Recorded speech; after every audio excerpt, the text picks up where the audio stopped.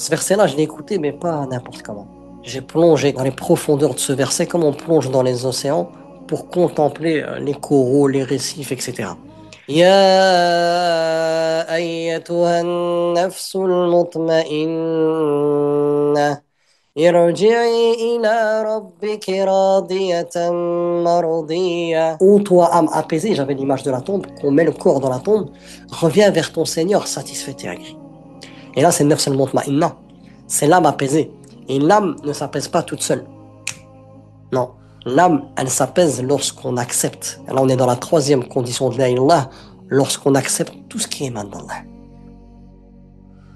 On accepte son apparence physique. On accepte la famille dans laquelle Allah nous a mis. On accepte notre situation financière. On accepte les plans d'Allah subhanahu wa ta'ala, ce par quoi Allah m'a fait passer. On accepte les épreuves du bien qu'Allah a choisi pour moi. On accepte les épreuves du mal qu'Allah a choisi pour moi. On accepte de vivre. On accepte qu'on va mourir. On accepte qu'on va être ressuscité. On accepte qu'Allah subhanahu wa ta'ala va nous interroger par rapport à tout ce qu'on fait. On accepte qu'on n'est pas des êtres parfaits, qu'on est pécheurs.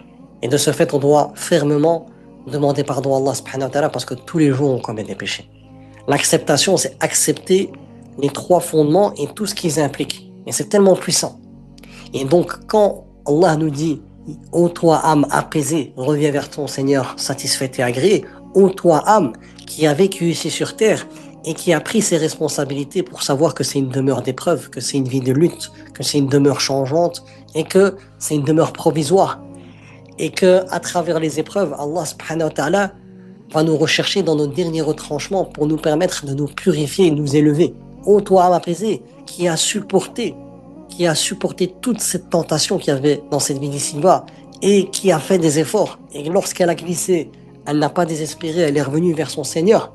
Ô toi âme apaisée qui a été touchée par des massa'ib, par des grosses épreuves, la mort de proches, la maladie, etc., et qui n'a pas flanché et qui a toujours accepté, reviens vers moi satisfait et agréé. J'ai eu cette image-là, ce verset-là. Là, on le lit simplement. Ô toi, âme apaisée, reviens. Mais avant d'être une âme apaisée, il faut passer par une multitude de montagnes qu'Allah a choisi pour nous. Une multitude d'états, une multitude de combats, une multitude d'émotions pour arriver à être cette âme qui a vécu en conformité avec ce qu'Allah a demandé et de ce fait être apaisée, être dans la conformité avec tout ce que résulte la connaissance d'Allah.